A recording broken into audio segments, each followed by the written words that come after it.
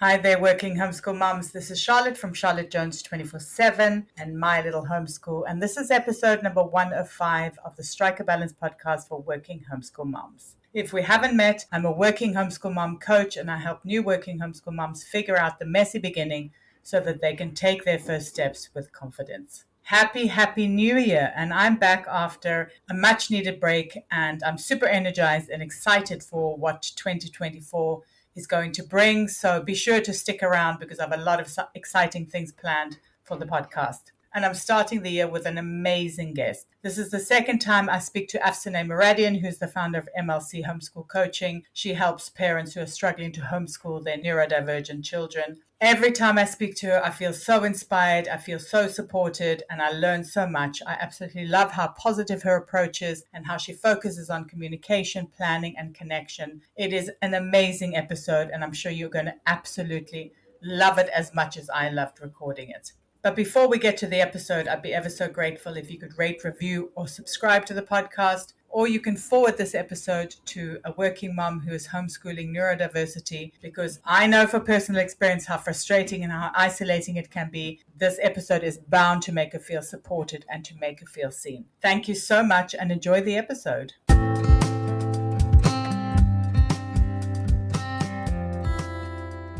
Hi there, and welcome to the Strike a Balance podcast for working homeschool moms. This is Charlotte Jones. I'm your host, and I am a podcaster, a speaker, a writer, and a homeschooling coach, specifically for working homeschool moms. I've been homeschooling my neurodivergent twin boys since 2017, and I've been a working homeschool mom since 2017. So I know it can feel really overwhelming to keep all the balls in the air all the time. So each week I chat about tips and strategies for being a happy and thriving working homeschool mom. I cover things like time management, homeschooling, mindset, and lots of other juicy topics like that.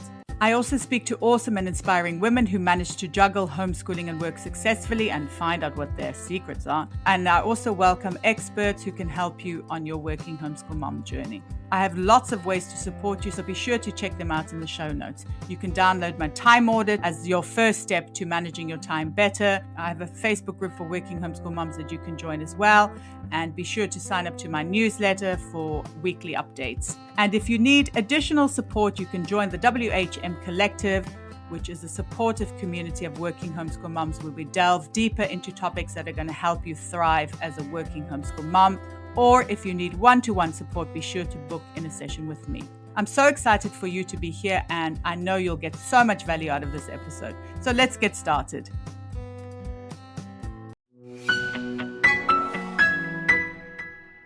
Working homeschool mom, I know how overwhelming it can be to choose a math curriculum for your homeschool. That's why I'd like to tell you about the online math curriculum we've been using for years, ctcmath.com. As far as math curriculums go, it has loads of great features that solve lots of the math issues we've had, and I know a lot of homeschooling families have. Here are just a few of the many features that we really like. Questions are adaptive, which means the interactive questions change in difficulty depending on the student's ability. The program uses a smart algorithm that tracks the student's progress and delivers questions based on their exact needs. The student doesn't even know this is happening, helping them to build confidence and master math concepts. Concepts are delivered through video tutorials and summaries which are clear, complete, and easy to follow. It's like having your very own teacher. This ensures your children understand something before they're asked to practice it. And then for us parents, CTC Math has extensive reports which are so valuable in monitoring your child's progress and spotting any gaps. And they offer a 12-month money-back guarantee if this curriculum is not for you and your family. CTC will provide a full refund, no questions asked. But I think the most important thing is a whole lot less stress when it's math time for both parents and kids. You get to outsource math with confidence, and your kids get a fantastic tailor-made program that makes learning and mastering math enjoyable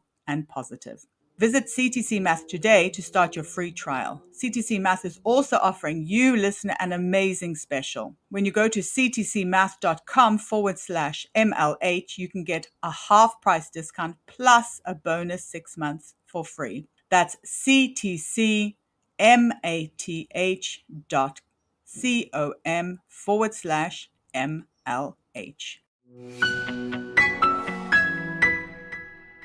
I'm really thrilled to welcome back onto the show Afsaneh Moradian, who is the founder of MLC Homeschool Coaching. She coaches parents who are struggling to homeschool their neurodivergent children.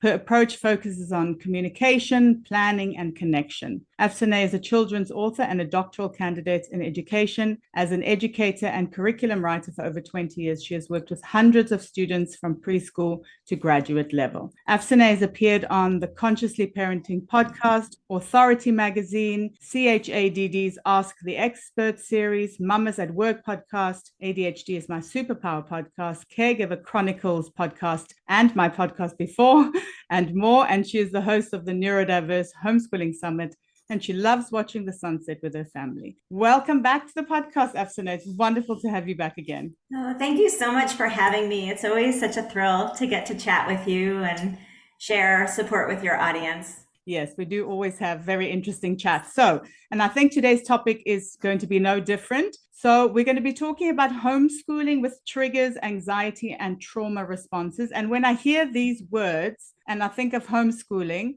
they don't kind of mesh well together, or they probably will not make for a good homeschooling environment. But at the same time, I know what it can be like, obviously, to homeschool neurodiversity. So I'm really interested to hear how we as homeschooling moms can manage these kinds of situations. So how can we approach homeschooling when there are sensory triggers, severe anxiety, and trauma? So I think the first thing is we often think that homeschooling means choose a curriculum, or, a math curriculum, a science curriculum, choose all of your materials, set up your space and start.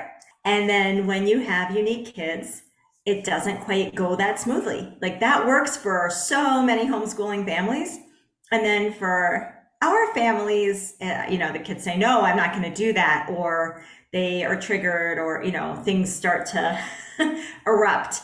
And it can be very unnerving and very unsettling. So it's really taking a step back from the beginning and thinking about who your child is and looking at whatever curriculum you choose to buy or what you choose to do. And even if you want to make up your own units, which I sometimes work with my clients for doing their own units, you have to think about how your child is going to react to things. So if it's a science experiment that, there's a lot of texture involved, and how your child processes sticky or hard or rough or, slimy things, you may have to, make adjustments. So I'm not saying don't do it, but anticipate ahead of time what might happen, right? And it's a similar thing if your child gets anxious about writing or drawing or anything, and that that's what you're going to do today, really just take a few minutes to kind of look at the plan, anticipate how they're going to react, and see what modifications or what do you need to say ahead of time? How can you prepare them for what they're about to do? How can you give some additional support? Or really, what modifications do you have to make? Or maybe that's really not, do they have to do that activity? Maybe that's not the activity to do today just because the curriculum says so. And maybe you could take the topic that you're learning or the skills that you're practicing and do a different activity that won't cause so much upset. So it's really having that sort of approach to planning. Yes, that's such a good point. And I think when you start out as a homeschooler, as a parent of a neurodivergent child, I think you kind of need to build your confidence to get to that level, though, right? Because you feel like it is the way that things should be. Maybe that's how you learned at school, or, you see other people doing this particular curriculum or these particular activities in that way. So I know it took me a while to kind of say, okay, other people are doing it in another way. We are different and we're going to do it in our own way. So how can parents kind of build that confidence? Because it can be quite scary, I think, at the beginning. Sure. Well, first it's to say that if school was going to work, your kid would be in school. So homeschooling has to be different, and it has to be hyper customized for the kids that you're homeschooling and that you're working with. So you just have to focus on them and their individual needs. And I think that the other part of it is that we don't really get prepared for this. And so it's okay if you need a coach. It's okay if you need some support, if you need some external support. That's totally fine, because then you learn how to do it and you can do it on your own for many years to come. Absolutely. That's such a good point. And I think also, like, I know we spoke about this before, but like when I started, I was kind of a white knuckler. I was like, I'm going to do this, I'm going to do this on my own. But there's absolutely no need to do it on your own because there is support available now and more than before, and very kind of specialized support as well. I think because there's support for all different kinds of homeschooling situations and environments. Exactly, exactly. And I think one thing about, when our kids have triggers or severe anxiety or trauma responses, sometimes we don't even know. If your child went to school for a bit, mine went for, well, I said 2 years of preschool and was traumatized when it came to writing. So there's actually some trauma that builds up from school that we might not even know about, and we only see it presented as like just severe refusal. Like, no, I'm not going to hold that pencil. I'm not going to do math. I'm not going to do art or whatever. And it can take us really by surprise.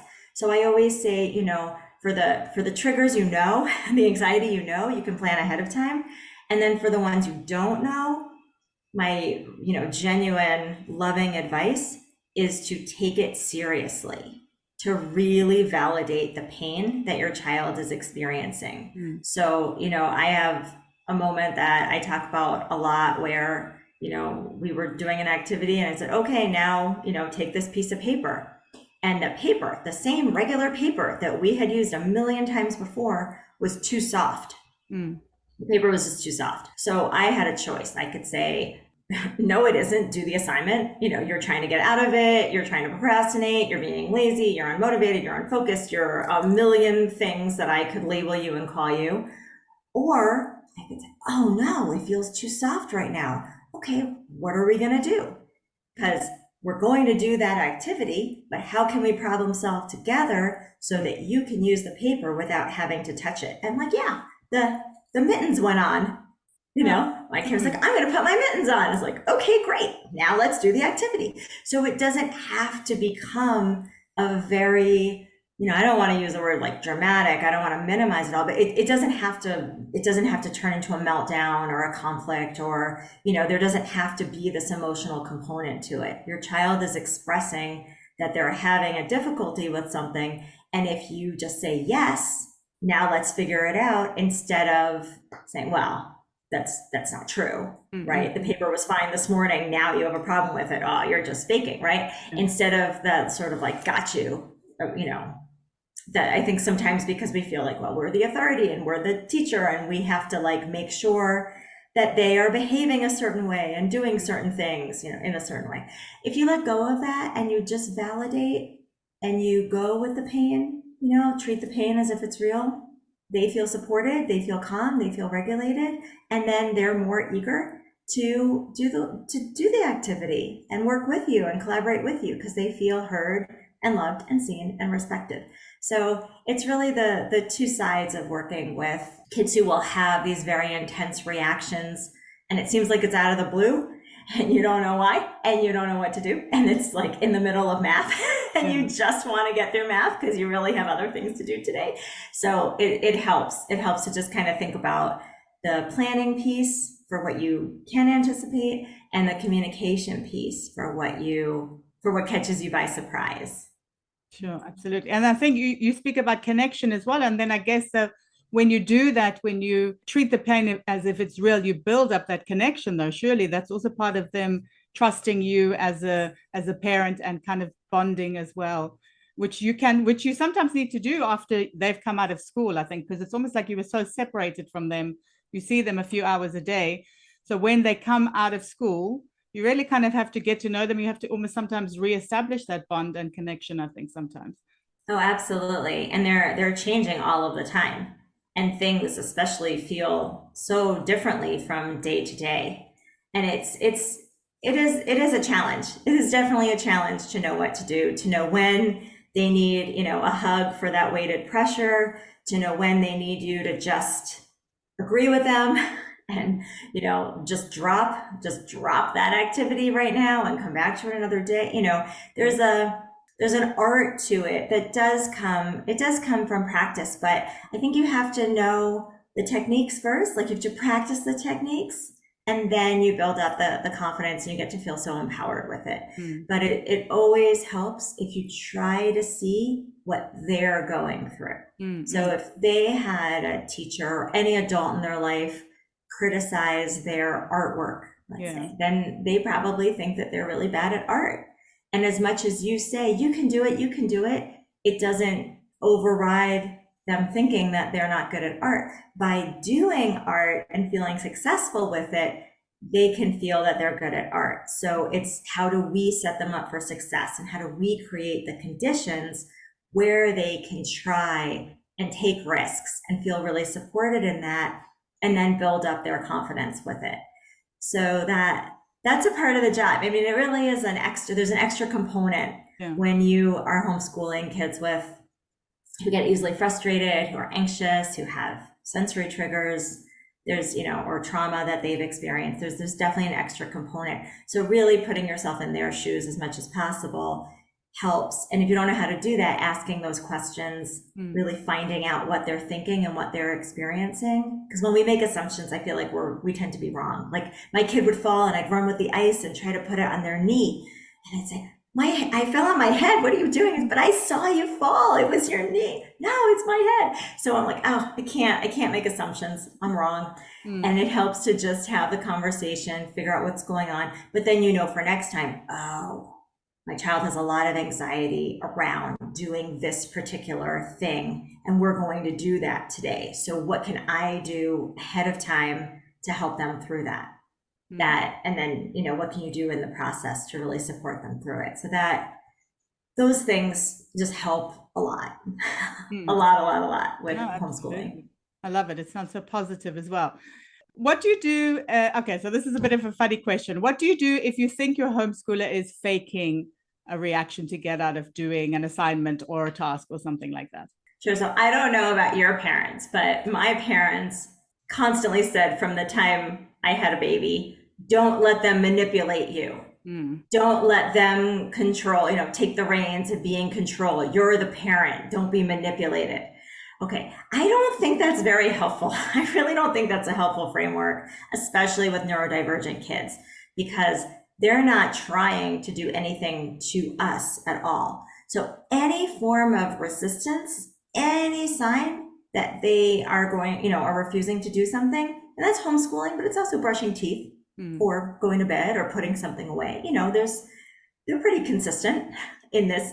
It's resistance is behavior, and behavior is communication. So what are they communicating? So if you think they're faking, well, okay, let's go with that for a second. They're faking because they can't do what you're asking them to do in the way you're asking them to do it. And they're trying to come up with a polite excuse to not do it. Like when your friend calls and says, hey, let's go to a movie, and you really don't want to, you say, oh, I'd love to, but I have to cook dinner. I'm so sorry, I can't go. We do that all of the time. We don't want to hurt someone else's feelings. So we, make up an excuse for getting out of it. So it really becomes then, what is preventing your child from doing the thing that you're asking them? They're not able to do it, so why not? And then if you focus on that, you can help them.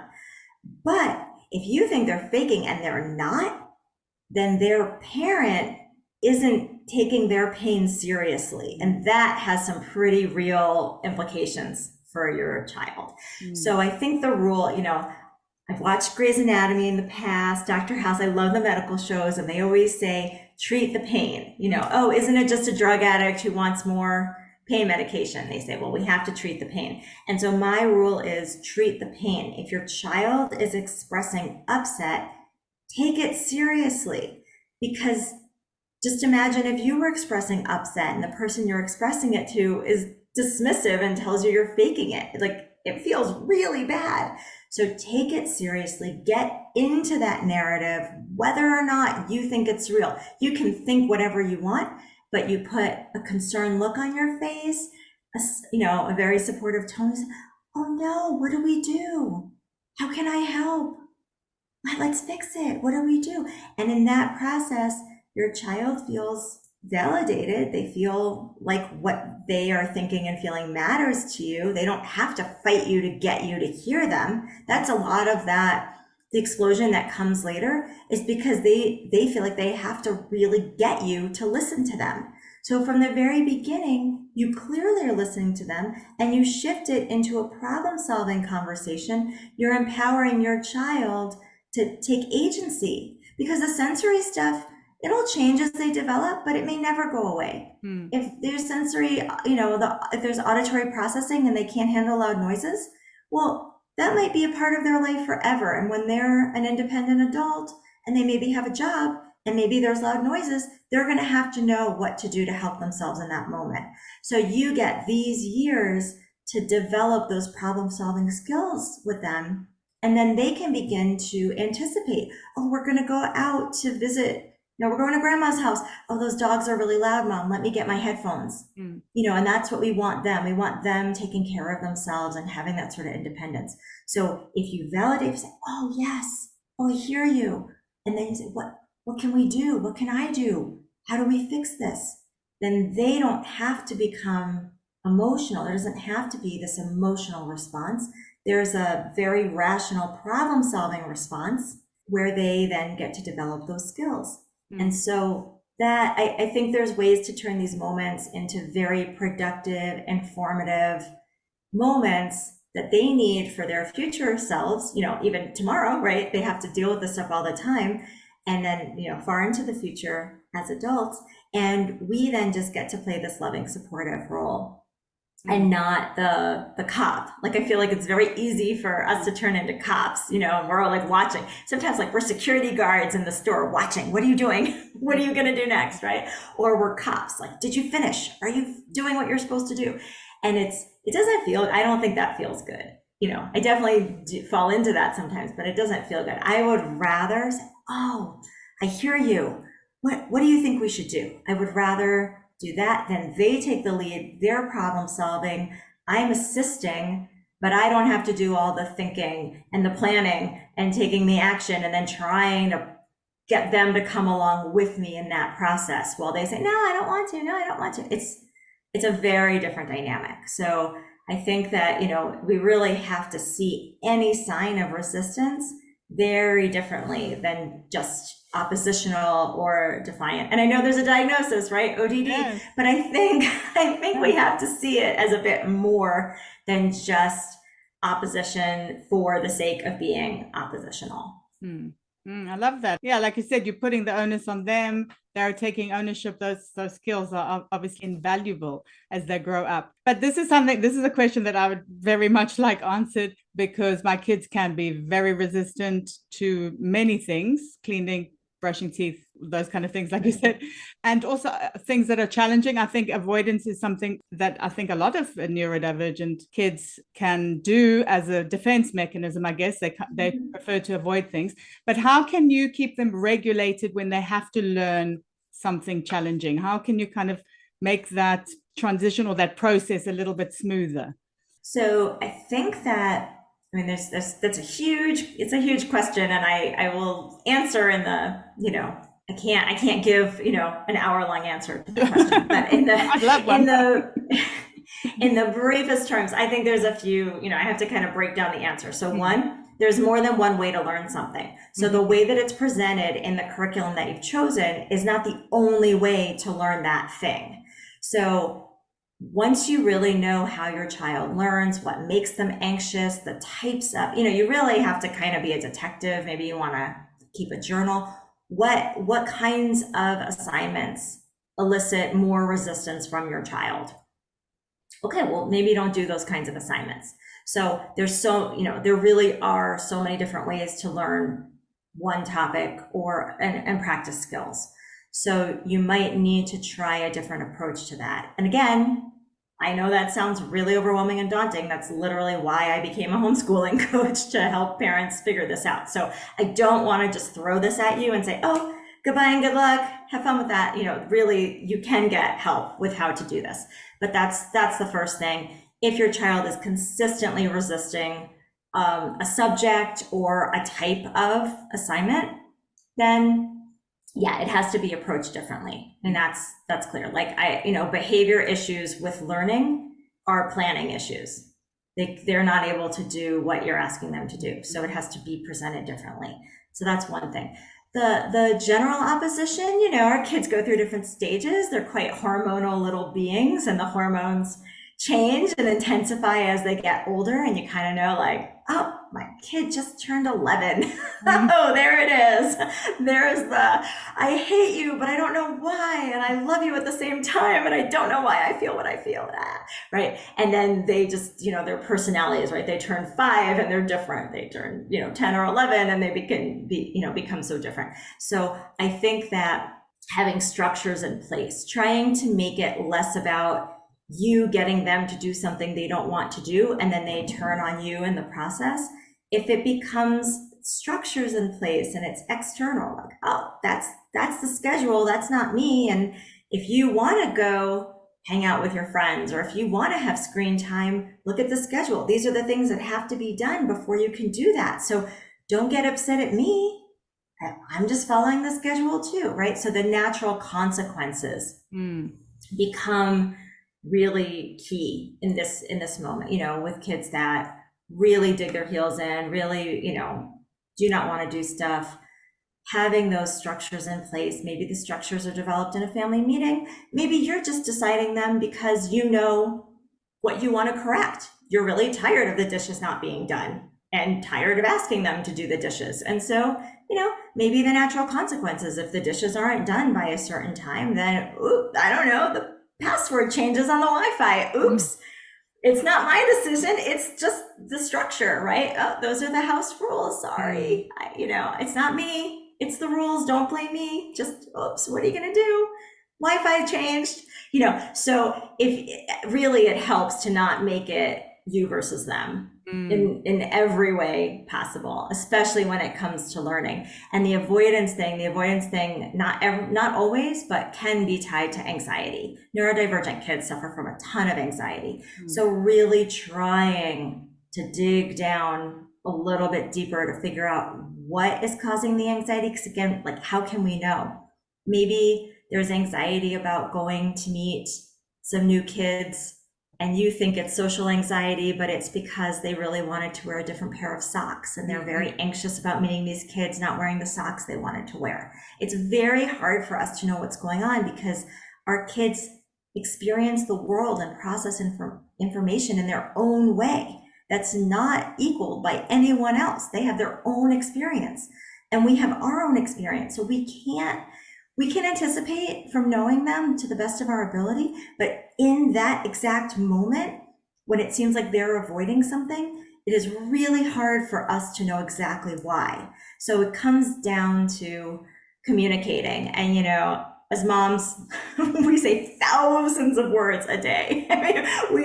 But we have to make sure that a lot of those words are also questions, and that we are, trying to find out in a way that doesn't seem like it's, nagging, pestering, drilling into your child, or sarcastic or judgy, or, so are you not doing the dishes because you blah, blah, blah, like our tone matters, because we get annoyed too. We're humans, but it really, if it's just a genuine, like, oh, I'm just wondering, how come you don't want to go? What could is there anything we could do that would help you want to go? So really seeing that, we really have to just be detectives. And I see it as like, it's like a video game with all these obstacles that our kids keep running up against. And once we figure out what those obstacles are and we remove them, they can just keep going. And that's what we want. We want our kids to just keep going and to thrive and build their confidence and, just have wonderful lives. So we can't remove those obstacles if we don't know what they are and if we don't know how to remove them. And that's really the challenge for every homeschooling parent who's struggling in that. So not just with neurodivergent kids. If you have a very intense child, you might be struggling with similar things. But I feel like that's really our role. We just want to set them up for success, remove those obstacles, and cheer them on every step of the way. I love that. When you say it, you make it sound doable, because I think sometimes when you're in the moment, it is hard to kind of step back, I think, and not do it us against, like you said, me against you or me against them. But I guess the more you practice, I assume the easier it gets. And I suppose awareness is also a big part of this. I suppose you have to be aware of what triggers you as well, though, right? Because, I think that's also Right. such a big thing about homeschooling, is that you learn about all your triggers and your baggage and everything that you have as well, that you brought along with you from your parents. It's kind of like a spotlight is put on it, I think, when you homeschool. Right. Well, because you're a coach also. So what homeschooling parents need is to be set up for success Mm, themselves. You can't actually do that for your child if you're not sleeping enough, if you're mm, not drinking enough water. I have days where I'm like, I'm so dehydrated. When was my last sip of water? Did mm, I eat breakfast today? I always joke about self-care. I know you're an expert in self-care, but my joke is like self-care for homeschooling parents is like, can we eat breakfast in like one go? Can I like read anything happening in the world for 5 minutes? So it's a very different bar for self-care for us. So if you are stressed and worried and anxious and you're up really late looking for more curriculum to buy or more activities or supplements or trying to find some answers, and you're not sleeping enough and you're feeling very worried and kind of insecure, right? My child's not learning enough math. Oh my gosh, what am I going to do? And then they don't want to do a math assignment. You're going to have a much stronger reaction to that because it just reinforces your own worry and mm, fear and stress and anxiety around that. So in order to be a calm, supportive problem solver, you mm, have to be regulated. You have to meet your needs. And that is very hard to do when you're in the middle of what feels like chaos. It feels totally out of control. You might feel powerless in that situation. And, again, that's really just why you help with that. You get support. mm, You, mm, come to me, come to Charlotte. We literally, this is our profession. We help you with this. So, I show you how to set your kids up, but in the process, I do for you what you're going to do for your kids. So you actually learn how to do it by being on the receiving end of it and then practicing doing it for your own child. And that's how those skills get developed, and the confidence and the calm, the peace of mind, the like, oh, I've got this. I can do this for mm, the next mm, 10 years if mm, you want mm, to. mm. It comes from that. Awesome. I love that. Oh, thank you. This has been fantastic. As always, I learned so much from you. But before we finish off, I'd love to hear about this year's Neurodiverse Homeschooling Summit. Last year's one was a great success. I know you had a lot of people who attended. And I know we had a brief chat about what it's going to be like this year, but it sounds like you have some amazingly fantastic and exciting things happening. So maybe you can share what people can expect for the summit this year. Yeah, so this Neurodiverse Homeschooling Summit is all about the endless possibilities for learning and growth for you and for your homeschoolers. And some of the speakers are return speakers because they are so fabulous and they know so much. So I want you to have access to their expertise. So we're talking about things like, for kids who suffer from anxiety, some of their, annoying behavior, and you just can't take it. They're just so irritable. What do you do? And, dealing with overwhelmed. There's so many different topics for you as the parent. But then there's also amazing speakers talking about introducing your kids to being an entrepreneur, or sort of the other opportunities that exist beyond the curriculum, starting a podcast, or starting a small business, or really seeing how do we create full lives for our unique kids.